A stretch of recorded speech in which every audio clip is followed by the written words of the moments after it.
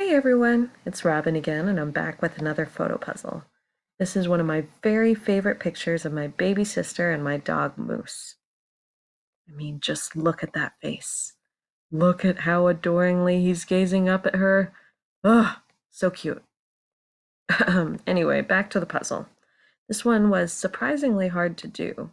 If I had to guess, I'd say it was because there were lots of similar tones of blue and green in it. My sister's shirt, the stuffed animal on the wall, and then her pants and the floor. And because of the way the sunlight fell on Moose, there were certain puzzle pieces that I thought belonged to my sister, but ended up belonging to him in the end. All right, now I'll go ahead and put the puzzle together. Feel free to check out the link in the description if you want to try this puzzle, and thank you for watching.